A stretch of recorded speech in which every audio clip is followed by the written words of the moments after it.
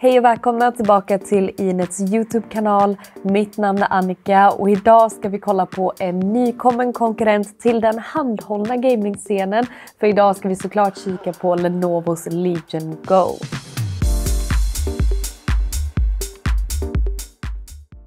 Ja, detta är Lenovos alldeles egna bidrag till då en handhållen gaming-upplevelse där detta är en rejäl gamingdator fast i ett handhållet format. Just nu är detta den största av de andra storsäljarna på marknaden och den här klarar av att spela allt från AAA-titlar till tävlingsinriktade FPS-spel och allting liksom on the go. Och jag vill också säga att detta exemplaret jag har med mig här idag är ett förproduktionssample så att jag kommer inte ha några benchmarks eller så och detta är heller liksom inte the final product och detsamma gäller mjukvaran jag visar upp. Bara så att ni har det i åtanke eftersom det är fortfarande lite som slipas på vad jag vet i varje fall och jag har heller inte tillgång till alla funktioner som den här kommer ha när den släpps. Och det som sticker ut med just Legion Go är att de här kontrollerna går att ta av bland annat men också att vi hittar den mest högupplösta skärmen. Detta är en skärm med en QHD plus upplösning. Vi har också en hög uppdateringsfrekvens på 144 Hz och en ljusstyrka på 500 nits. Och inuti denna så hittar vi den kraftfulla APUn som är Ryzen Z1 Extreme chip som ger dig gott om processor och grafikprestanda att spela då de senaste AAA-titlarna. Sådana här handhållna gamingdatorer är ju såklart inget substitut för en rejäl stationär gamingdator ifall ditt mål är att pressa ut toppprestanda i de senaste titlarna. Men den är ändå imponerande för sin kompakta form att du ändå kan spela väldigt tunga spel ifall du är villig att gå ner i grafikinställningar och eller gå ner i upplösning. Och sedan så har vi också stöd för uppskalning med Radeon Super Resolution som ger dig en liten extra skjuts i prestandan. Så när man har hittat inställningarna som fungerar för denna så får man verkligen en riktigt behaglig spelupplevelse. Vilket också hjälps mycket av att den här skärmen är både stor och behaglig och supersnabb. Sedan kan du också justera bland annat TDP:n och fläkthastighet inne i deras egna mjukvara. Så ifall du till exempel vill ha bättre prestanda eller bättre energieffektivitet. Vi hittar dessutom också 16 GB av LPDDR5X minnen. Men första intrycket av denna var ju att den är väldigt imponerande. Både den högupplösta skärmen och då vad den klarar av att göra. Men för mig var det som stack ut var faktiskt komforten av denna. För att jag har ju lite mindre händer och det här är en handhållen dator som är på den större sidan. Men dessa kontroller har en sån ergonomisk form som gör den väldigt behaglig att hålla i under längre tid. Och sedan så väger den bara ungefär 850 gram. Så att man kan definitivt sitta och hålla i denna utan att någon tumme somnar eller något sånt där. Eller att man får kramp i fingrarna. De har också en mängd knappar utplacerade där vi hittar våra bumpers och triggers. Och sedan så hittar vi också knappar på baksidan. Där vi har 2 monterade vertikalt på den vänstra. Och 2 stycken monterade horisontellt på den högra. Och båda dessa går ju att ta av. Och jag gissar på att de har valt att placera knapparna lite olika på baksidan eftersom när man tar av de här kontrollerna så går ju den högra att förvandla till en helt fungerande gamingmus. Och även fast det ser lite tokigt ut eftersom det är en vertikal gamingmus så är den faktiskt väldigt responsiv och välfungerande som just en datormus. Och man sätter den i musläge genom den här switchen på undersidan och sen sätter man den i den här lilla medföljande hållaren.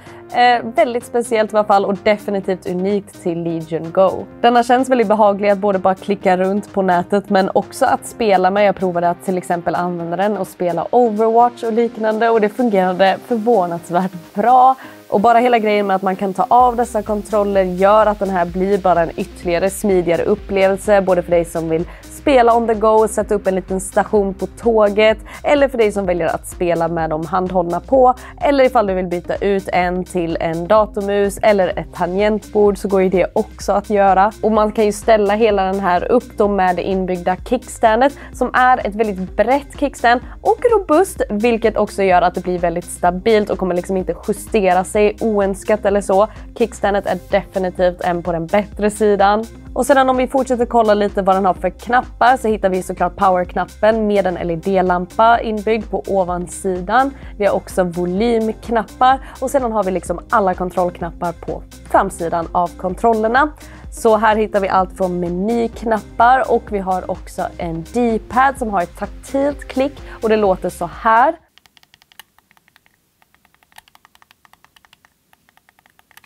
Så lite mer på den klickiga sidan än de andra konkurrenterna.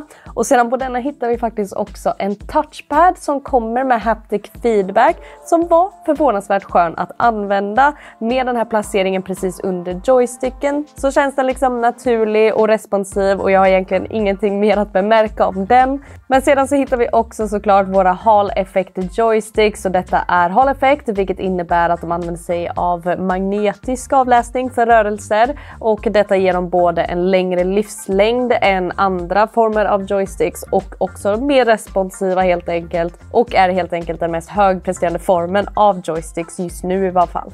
Och sedan kollar vi på portar så har vi ett hörlursjack vid powerknappen. Vi har också dubbla USB-C med USB 4 som ger oss stöd för då DisplayPort 1.4 och även Power Delivery 3.0. Men detta gör då så att du kan koppla upp denna till en extern skärm. Och sedan så hittar vi också en microSD-läsare som gör denna uppgraderingsbar rent lagringsmässigt. Där den här börjar på 1 TB men du kan få med då upp till 2 TB med microSD-stöd.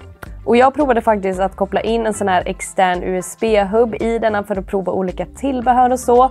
Och här kunde jag använda både trådlöst tangentbord och datormus. Och jag kunde också få Ethernet-uppkoppling med en sån här adapter. Så det kan vara bra att veta. Så du kan ha en USB-C-hub samtidigt som vi fortfarande har en fri USB-C-port. Där du kan då ladda den när det behövs. Eller till exempel koppla i en powerbank ifall du vill fortfarande vara on the go. Så fungerar ju det lika väl det med.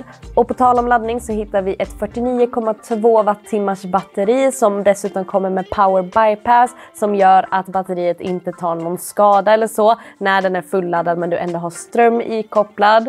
Vi har också deras Super Rapid Charge som kommer kunna ladda upp denna på 70% på loppet av 30 minuter. Den kommer dessutom med dubbla 2 watts högtalare som har uttag på ovansidan och sedan så hittar vi också det stora uttaget för den väldigt kraftfulla fläkten som kommer jobba en del när du sitter i krävande spel och så, men du kan ju också som sagt justera fläktläge där det finns till exempel Quiet Mode där den ska vara knäpptyst. Men detta har då varit i alla fall en liten överblick av nya Lenovo Legion Go som är en väldigt kraftfull och handhållen gamingdator.